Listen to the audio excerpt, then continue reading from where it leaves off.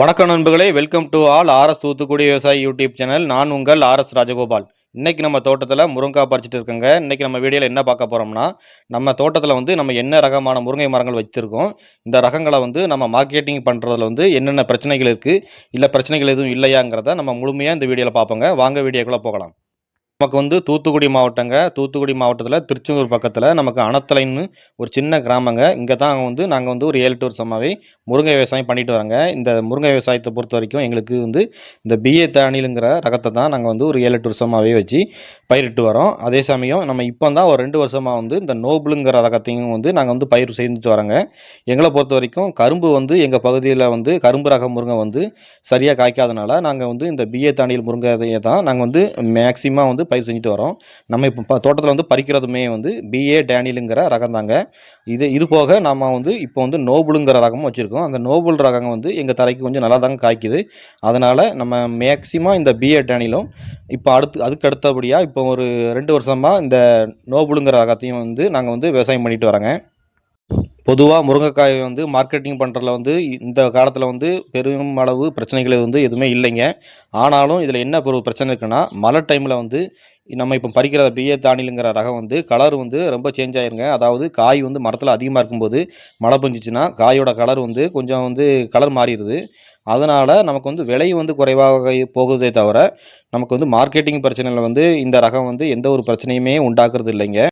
அதே மாதிரி மழை இல்லாத டைமில் இந்த காய் நல்லா குவாலிட்டியாகவே இருக்குங்க. அதனால் பொதுவாக வியாபாரிகள் இந்த ரகத்தை நமக்கு விரும்பி தான் வாங்குறாங்க. அதே சமயம் நமக்கு 60 கிலோ பாக்ஸ்லாம் போட்டு இந்த காயை நம்ம வெளியூர்களுக்கு அனுப்பி வைக்கும்போது நமக்கு இந்த பாக்ஸுக்குள்ளே இந்த காய் கரெக்டாக பெர்ஃபெக்டாக, அதாவது ஒரு 2-2.25 அடியில் இந்த காய் இருக்கிறனால நம்ம பாக்ஸோட அளவும் அதே அளவில் இருக்கிறனால நமக்கு கரெக்டாகவே அடங்கும். அதனால் வியாபாரிகள் இந்த பிஏ டேனியலுங்கிற ரகத்தில் உள்ள காய்களை நல்லா விரும்பி தான் வாங்குறாங்க. மழை டைமில் மட்டும்தான் இது காய் கலர் மாறதுனால விலை குறைவாக போதே தவிர அந்த டைம்லேயுமே நமக்கு மார்க்கெட்டிங் பண்ணுறதுல எந்த ஒரு பிரச்சனைகளும் இருப்பதில்லை. அடுத்து நம்ம ஏற்கனவே சொன்ன மாதிரி நோபுளுங்கிற ஒரு ரகத்தை நம்ம 2 வருஷமாக பயிரிட்டு வரோம். அந்த ரகத்தை பற்றியும் நம்ம சொல்கிறேங்க.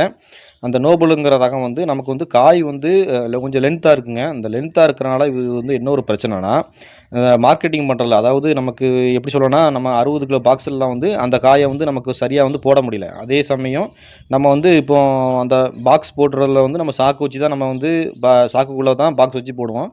அந்த பாக்ஸை மட்டும் நம்ம சரியாக போட முடியாமல் ஒரு சில காயை நம்ம பாக்ஸுக்குள்ளே போடலாம்.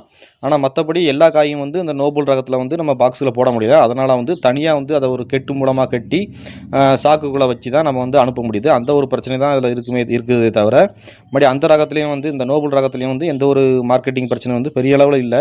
இந்த காயோட வளர்த்தி பிரச்சனை இருக்கிறனால மட்டும்தான் நமக்கு இந்த பாக்ஸுக்குள்ள காய் போகாதனால சில வியாபாரிகள் அந்த காய்களை விரும்புறதில்லை. மற்றபடி காய் குவாலிட்டியாக இருக்குங்க. இந்த நோபுளுங்கிற ரகம் நமக்கு மழை டைமில் இந்த காய் இந்த இப்போ நம்ம பறிக்கிற இந்த பிஏ தானியலுங்கிற ரகத்தை விட அந்த நோபுளுங்கிற ரகத்தில் உள்ள காய்கள் நல்லா அருமையாகவே இருக்கும்.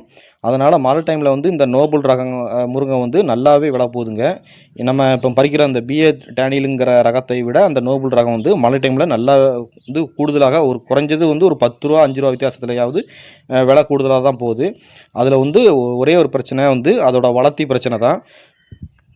அதே மாதிரி வியாபாரிகள் நம்ம தோட்டத்திலே நேரடியாக முருங்கைக்காவை எடுத்துக்கிறாங்க. அது இல்லாத பட்சத்தில் நமக்கு வெளியூர்கள்லேருந்தும் நம்ம யூடியூப்லேயும் நம்ம இன்ஸ்டாகிராம்லேயும் நம்ம நிறையா வீடியோக்கள் போடுறதுனால அந்த வீடியோக்களை பார்த்துட்டு நிறையா பேர் நம்மகிட்ட டைரெக்டாகவே கால் பண்ணி கேட்கறதுனால நம்மளும் வெளியூர்களுக்கு நம்ம முருங்கைக்காவை பாக்ஸ் அவங்களுக்கு தேவையான அளவில் நம்ம பாக்ஸ் போட்டு கொடுத்து நம்ம ட்ராவல்ஸில் நம்ம அனுப்பிக்கிட்டு தாங்க இருக்கோம். அதனால் இந்த முருங்கை விவசாயத்தை பொறுத்த வரைக்கும் மார்க்கெட்டிங் பிரச்சனை இது வரைக்கும் எந்த ஒரு பிரச்சனையும் நம்ம ஃபேஸ் பண்ணதில்லை பெரிய அளவில். எதிர்காலத்துலேயும் இதுக்கான டிமாண்ட் மக்கள் இடத்துல அதிகமாக இருக்கிறனால, அது இல்லாமல் எக்ஸ்போர்ட்டுக்கும் நிறையா காய்கள் எங்கள் பகுதியிலேருந்து போகிறதுனால முருங்கைக்காய் விவசாயத்தை பொறுத்த வரைக்கும் மார்க்கெட்டிங் செய்கிறதுல எந்த ஒரு பிரச்சனையும் இது வரைக்கும் இருந்ததில்லைங்க.